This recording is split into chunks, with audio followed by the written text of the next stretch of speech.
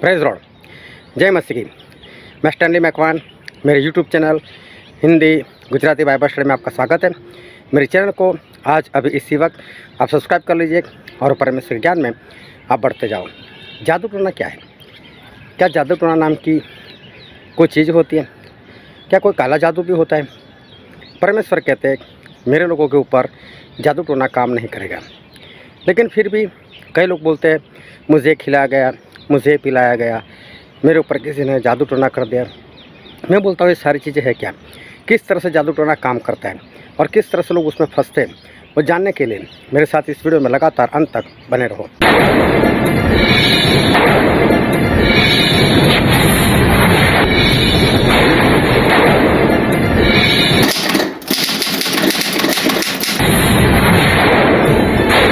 क्या होता है जादू टोना?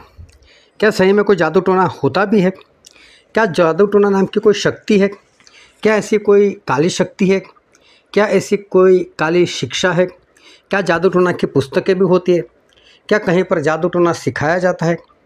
क्या जादू टोना जैसी कोई चीज़ होती है जिससे कोई फंस जाए? बाइबल में जादू टोना के बारे में कुछ लिखा है क्या? क्या परमेश्वर जादू टोना के बारे में कुछ हमको बता रहे? शाऊल नाम का जो राजा था, जो इस्राएल के पहले राजा बने थे, वो परमेश्वर के रास्ते पर सही से नहीं चले और इस कारण ऐसा हुआ उनके साथ कि वो जब फिलिस्तीनी लोगों के साथ लड़ाई चल पड़ी और वो परमेश्वर से बात करना चाहते थे, पूछना चाहते थे कि मैं लड़ाई करने के लिए जाऊं या ना जाऊं, तब परमेश्वर ने शाऊल के साथ बात नहीं की।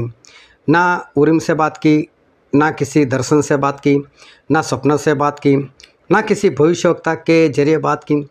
तो शाऊल ने अपने लोगों से कहा कि आप लोग मेरे लिए जादू टोना करने वाले कोई स्त्री को ढूंढो और मैं वहाँ पर जाकर उससे पूछना चाहता हूँ। तो एनदोर नाम की जगह थी जहाँ पर कोई स्त्री थी जो जादू टोना करती थी। शाऊल वहाँ पर भेष बदल कर गए और उस स्त्री से कहा कि मेरे लिए शमूएल का आत्मा तू लेकर आ। तो उस स्त्री ने बोला कि तुझे मालूम है कि शाऊल राजा ने मेरे जैसे लोगों को बाहर निकाल दिया है और तू यहाँ पर आया है और मैंने तेरे लिए कोई जादू टोना कर दिया और कहीं से शाऊल को पता चल गया, वो तो मुझे निकाल कर फेंक देगा। बोले क्यों मेरी जान पर तू खेलता है? तो शाऊल राजा ने उसको बोला फिक्र मत कर, तुझे कुछ नहीं होगा, लेकिन तू मेरे लिए ये काम कर। तब वो पूछती है कि मैं तेरे लिए किसको उठाकर लेकर आऊँ? और तब उसने कहा कि मेरे लिए शमूएल को उठाकर लेकर आ। और वहाँ पर शमूएल आए भी सही। और वहाँ पर जब शमूएल आते तो पहले तो सवाल ये होता है, क्या शमूएल का आत्मा जादू टोना सा है?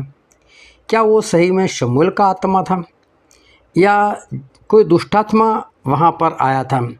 इसके पीछे सच्चाई क्या है? अगर वो जानना चाहते हो तो ये वाला वीडियो जो आपको स्क्रीन पर दिखाई देता है उस पर जाना और उसमें ये सारी भेद की बात वो बताई गई है। लेकिन यहाँ पर मैं सिर्फ इतना कहना चाहता हूँ कि जादू टोना करने वाले बाइबल में थे और देखो शाऊल राजा ने उसका सहारा लिया और शाऊल राजा वहाँ पर गया था। कई लोग आज के विश्वासी हैं जो जादू टोना को मानते ही नहीं और बोलते हैं ऐसा कुछ नहीं होता, क्या जादू टोना, ऐसा कुछ नहीं होता, ये अंधश्रद्धा है, ये अंधविश्वास है। कई लोग ऐसा मानते हैं। अगर आप ऐसा समझते हो कि जादू टोना जैसे कोई चीज़ नहीं, तो मैं बोलता हूँ इस वीडियो में बने रहना, बिना स्किप किए पूरा देखना और मेरे चैनल को सब्सक्राइब करना और जो कुछ हम देखेंगे वो सब कुछ बाइबल से देखेंगे। कई लोग ऐसे भी हैं कि जो जादू टोना से बहुत डरते हैं।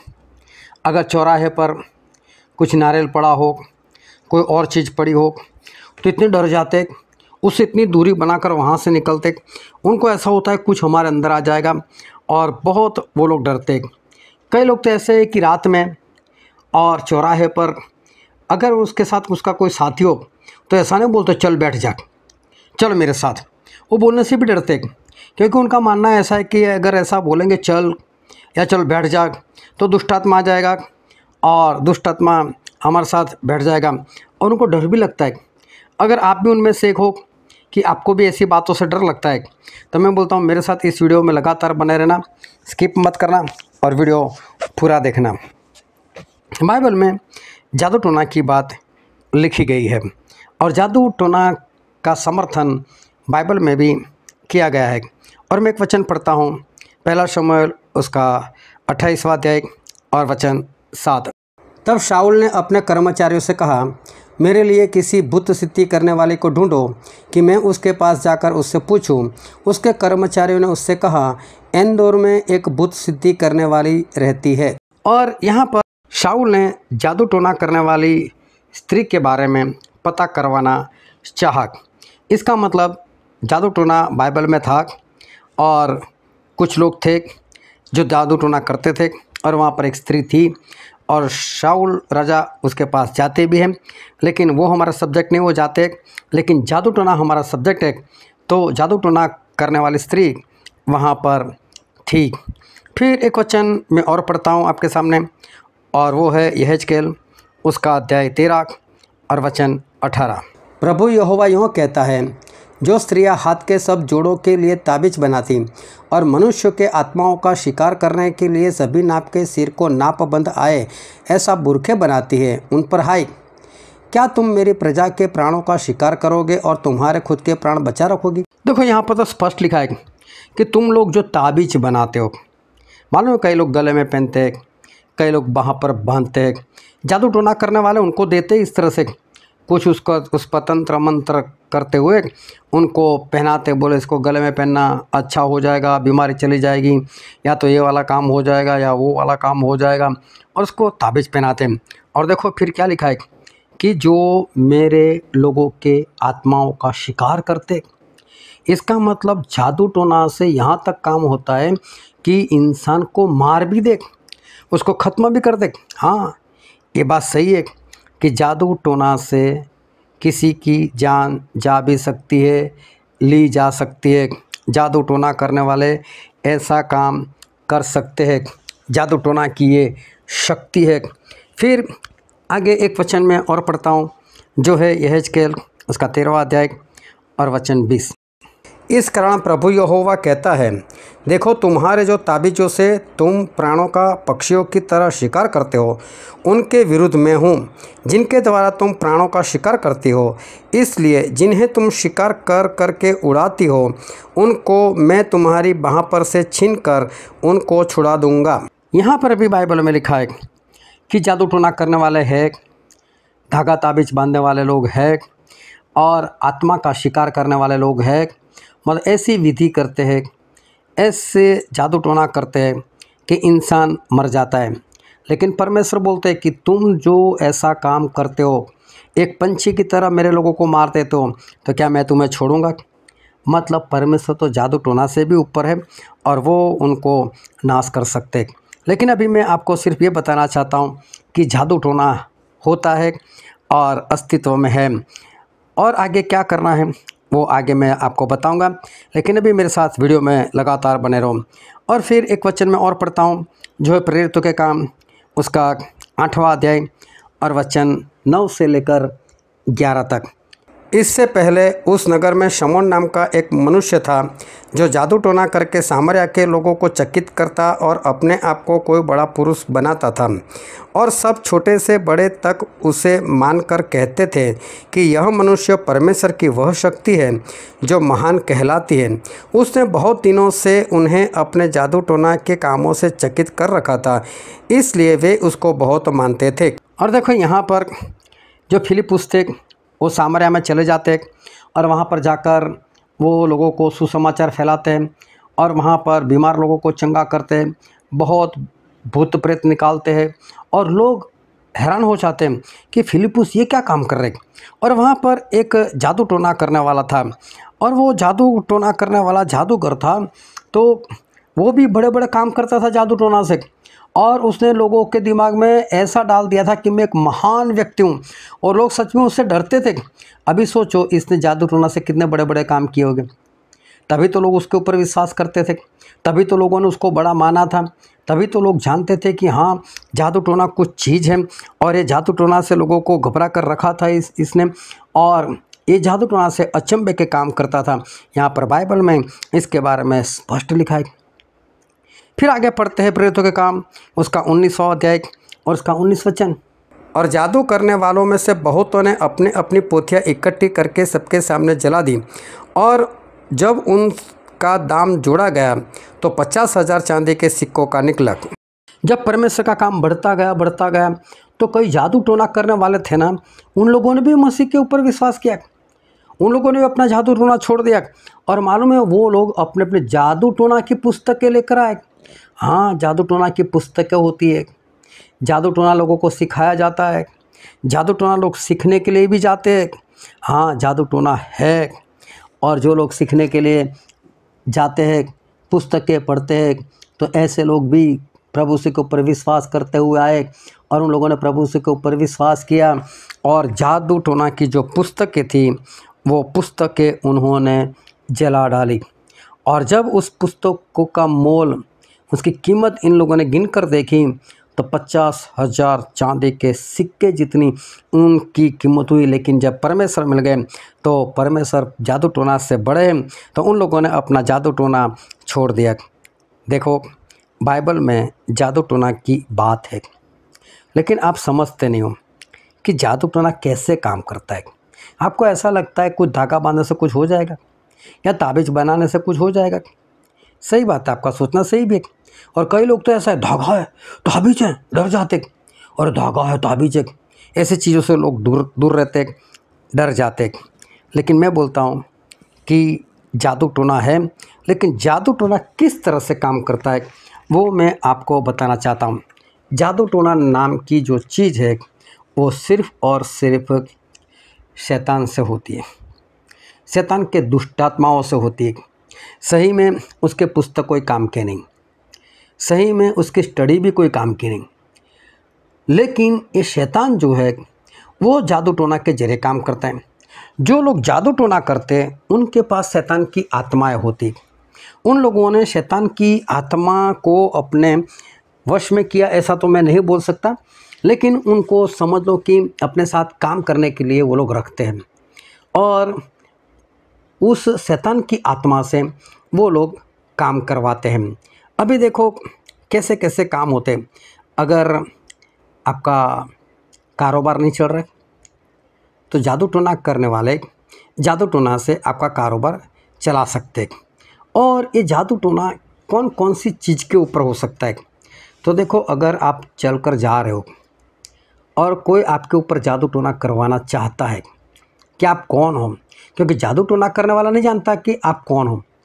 तो अगर आप चलकर जा रहे हो और आपके पैर जहाँ जहाँ पर पड़ते हैं, और जो भी आपका दुश्मन है जो आपके ऊपर जादू टोना करना चाहता है, वो आपके पैरों के नीचे की मिट्टी लेकर, क्योंकि उस मिट्टी को आपके पैरों छुआ है, उस मिट्टी को लेकर थोड़ी सी हल्की सी, बस अपने 2 अंगूठा और उंगली के बीच में आए, बस इतनी, वो जाकर जादू टोना वाले को दिखाए तो दुष्ट आत्मा समझ जाता है ये किसके पैर थे, और उसके बारे में क्या करना है, कैसा जादू टोना करना है। वो पैरों की मिट्टी से जादू टोना हो सकता है। अगर आपके बाल झड़ते हैं मतलब कोई बीमारी की बात नहीं कर रहा, लेकिन औरतें जब भी अपना बाल बनाती है तो कुछ बाल झड़ जाते हैं, पुरुषों के भी बाल 2-4 तो झड़ते रहते हैं। अगर आपका दुश्मन वो बाल लेकर भी जादू टोना करने वाले के पास जाए तो उस बाल के ऊपर भी जादू टोना होता है। फिर आपकी फ़ोटो खींचकर जादू टोना करने वाले के पास जाते हैं, फ़ोटो के जरिए भी आपके ऊपर जादू टोना होता है। फिर आपके कपड़े जो आपने इस्तेमाल किए हुए, अगर आपने कहीं पर धोकर सुखाए तो वहाँ से गायब कर कर उस कपड़े के ऊपर भी जादू टोना वो हो सकता है। मैं तो सेवा में हूँ और मेरे पास ऐसे केस आते रहते हैं, और मैंने ये सारी बातें बहुत देखी। किसी के भी ज़रिए ये जादू टोना हो सकता है। कई बार लोग क्या करते हैं कि उनकी माता मर गई, उनके पिताजी मर गए, दादाजी मर गए, तो कई लोग क्या करते हैं, जादू टोना करवाने वाले के पास जाते हैं, भाई साहब मेरी मम्मी से बात करवा दो, मेरे पापा से बात करवा दो। तो मालूम वो लोग उसका आत्मा बुलाते हैं, और आत्मा बुलाकर वो बात करते हैं। लेकिन बाइबल में स्पष्ट लिखा है, और मैं एक वचन पढ़कर आपको बताता हूँ। आत्मा को रोकने का अधिकार किसी इंसान के पास नहीं है और न कोई मृत्यु के दिन पर अधिकारी होता है और न उसे लड़ाई से छुट्टी मिल सकती है और न दुष्ट लोग अपनी दुष्टता के कारण बच सकते हैं। तो यहाँ पर स्पष्ट लिखा है कि आत्मा बुलाने की शक्ति किसी इंसान के पास नहीं है। तो जादू टोना से जो भी आपका व्यक्ति मर चुका है, चाहे वो आपकी माँ हो, चाहे आपका बाप हो, चाहे कोई भी हो, लेकिन जादू टोना से उसकी आत्मा कभी भी नहीं आ सकती। लेकिन जो दुष्टात्मा होता है वो आपके माता को जानता है, आपके पिता को जानता है, चाहे आप जिसको भी बुलाना चाहे उसको अच्छी तरह से जानता है, और वो क्या करता है, उसका स्वरूप ले सकता है और वो उसकी आवाज़ भी निकाल सकता है। और बचपन से लेकर बूढ़ा हो गया, मर गया, तब तक उसने कैसे कैसे काम किए वो सब कुछ दुष्टात्मा जानता होता है। और इसलिए उसी अंदाज में, उसी आवाज़ में, उसी स्वरूप में दर्शन देकर वो आपसे बात करता है। और आपको ऐसा पता चलता है कि मेरी माँ आई थी, उसने मेरे साथ बात की, मेरे पापा आए थे, उसने मेरे साथ बात की। ऐसा कुछ नहीं होता है। जादू टोना से मरे हुए की कोई भी आत्मा कभी नहीं आती, लेकिन दुष्ट आत्मा के जरिए ये काम होता है। तो जादू टोना से कैसे काम होता है मैं आपको बताना चाहता हूँ। वो दुष्ट आत्मा से इसी तरह से वो काम करता है। फिर वशीकरण करना। वशीकरण का मतलब होता है कोई जवान लड़का है, उसको कोई लड़की पसंद आ गई, लड़की खूबसूरत थी, अच्छी थी, और उसको पसंद आ गई, वो उसके साथ शादी करना चाहता है, लेकिन लड़की मना कर रही। तो ये क्या करता है, जादू टोना करवाने वाले के पास जाता है, चाहे उसकी फ़ोटो लेकर, चाहे उसकी पैरों की मिट्टी लेकर, चाहे उसका बाल लेकर, कुछ भी लेकर वो वहाँ पर गया। तो वो जो जादू टोना करने वाला होता है वो क्या करता है, एक आत्मा भेजता है। वो आत्मा उस लड़की के अंदर घुस जाता है और अभी लड़की सामने से रिस्पॉन्स देती है कि हाँ मुझे भी तेरे साथ शादी करनी। तो इसको ऐसा होता है कि जादू टोना से मेरा काम हो गया। लड़की की तो अभी भी ना ही है, अभी भी वो ना ही करना चाहती है, अभी भी वो उसको लड़का तो नहीं पसंद, लेकिन क्या होता है, वो दुष्टात्मा अंदर आकर उसका संपूर्ण कब्जा ले लेता है और वो दुष्ट आत्मा बोलता है कि हाँ मुझे शादी करनी, लेकिन मुंह किसका होता है, लड़की का होता है। तो लोगों को ऐसा लगता है कि लड़की कर रही। कई बार देखना, लड़का आवारा होता है, दिखने में सही नहीं होता, उसका घर बार अच्छा नहीं होता, पढ़ा लिखा नहीं होता, लेकिन पढ़ी लिखी अच्छी लड़की, सुंदर लड़की, सुशील लड़की वो उसके बातों में फंस जाती है। और कई बार लड़की के माता पिता उसको समझा दे रहे, बेटी तुझे पता नहीं चलता लड़का कैसा है, तू कहाँ वो कहाँ, देख तेरी पढ़ाई कहाँ, उसकी पढ़ाई कहाँ, तेरा घर कहाँ, उसका घर कहाँ। माता पिता बहुत समझा, लेकिन वो मानती नहीं। और माता पिता को ऐसा होता है कि लड़की मानते क्यों नहीं, अरे लड़की तो आज भी मना कर रही है, लेकिन उसके अंदर जो दुष्टात्मा घुस चुका है, वो दुष्टात्मा ये काम कर रहा है। मैं आप लोगों को बोलता हूँ, सुनने वाले सभी को, अगर आपके घर में ऐसा कोई भी प्रश्न हो, चाहे लड़की का चाहे लड़के का, ऐसा भी हो सकता है कि लड़की सही नहीं है और आपका लड़का बहुत अच्छा है और वो इस तरह से फंस चुका है, तो ये मत समझना कि लड़का पागल हो गया उसके पीछे या लड़की पागल हो गई, उसको कुछ दिखता नहीं। सही में उसके अंदर दुष्ट आत्मा है जो जादू टोना से आया हुआ है। अगर आपके घर में ऐसा कोई भी प्रश्न हो तो मेरा कांटेक्ट करना, प्रभु से की प्रार्थना करेंगे और प्रार्थना से परमेश्वर ये सब कुछ दूर करेंगे। ऐसा हो सकता है, लेकिन आप ये मत समझना कि पागल हो गया, ये पागल हो गई है, ऐसा मत समझ। ये दुष्टात्मा का काम होता है। तो दुष्टात्मा आकर वो हाँ करवा देता है। फिर जब शादी हो जाती हो तो निकल जाता है। बाद में उनकी शादी चलती कहाँ है, और चलती तो धक्का मार चलती है, लड़ाई झगड़े ये वो बस चलता रहता है ऐसा, क्योंकि लड़की तो मानती नहीं थी। इसको बोलते हैं वशीकरण। इस तरह से वशीकरण लड़के पर भी होता है और लड़की पर भी होते है। और ऐसा ही नहीं, जवान लोग, हाँ बड़े बुजुर्ग लोग 50-50 60-60 साल के लोग भी ऐसा कर देते। ये जादू टोना से ये वशीकरण का काम होता है। फिर जादू टोना से एक मारने का काम। कई लोग क्या करते हैं, उनका कोई दुश्मन होता है ना, उनको मारने के लिए वो लोग चले जाते हैं ऐसे लोगों के पास, जादू टोना करवाते और जादू टोना से उसको मरवा देते हैं। तो तभी भी क्या होता है, दुष्ट आत्मा उसके अंदर आ जाता है और दुष्ट आत्मा अंदर आकर उसका हार्ट फेल कर देता है, या तो उसकी सांस बंद कर देता है, या तो उसके अंदर ऐसी बीमारी डाल देता है वो बीमारी से कभी आज़ाद नहीं हो जाता है। और उसके भी दिन ठहराए होते, कई बार 6 महीने के अंदर मृत्यु, कभी 3 महीने के अंदर मृत्यु, कभी 3 दिन के अंदर मृत्यु, कभी 7 दिन के अंदर मृत्यु। जैसा जादू टोना और जैसा जादू टोना का आत्मा वहाँ पर घुसा है, उस तरह से ये काम करता है। ये मारने का काम है, इसको मारन विधि बोलते हैं। और ये भी जादू टोना से होता है। फिर ऐसा होता है कि लड़का और लड़की शादी करना चाहते हैं लेकिन माता पिता नहीं मान रहे, तो लोग अपने माता पिता पर करवाते हैं। और दुष्ट आत्मा माता पिता के अंदर आकर बोलते हैं, हाँ हाँ करो, हम तो खुश हैं, हम तो शादी करवाना चाहते हैं। सिर्फ शादी की बात नहीं, किसी भी तरह की हाँ या ना की बात। कई बार प्रॉपर्टी बांटनी होती है माता पिता को, तभी कोई बच्चा उस प्रॉपर्टी के लिए भी ऐसा कर सकता है। या तो कहीं की भी प्रॉपर्टी हो, कोई संस्था की प्रॉपर्टी हो, तो उसमें भी ऐसा हो सकता है। तो इस तरह से ये काम होता है, लेकिन सारे काम ये सिर्फ और सिर्फ दुष्ट आत्मा से होता है। मैं एक गवाही बताता हूँ कि एक भाई साहब थे, वो ऐसा ही जादू टोना करते थे और जादू टोना करते थे और उनको दुष्ट आत्मा दिखाई देता था और वो दुष्ट आत्मा से वो बोलता था, चलिए भाई आया है, इसका इतना काम कर दें। तो दुष्ट आत्मा बदले में बोलता था, ठीक है मैं इतना काम कर दूंगा, लेकिन मुझे 500 ग्राम मीट खिला दो तो मैं ये काम कर दूंगा। वो मीट ला कर दे देता था।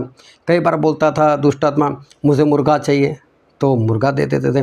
कई बार बोलता था बकरा चाहिए, तो बकरा दिला देते थे। तो ये जादू टोना में सब होता है।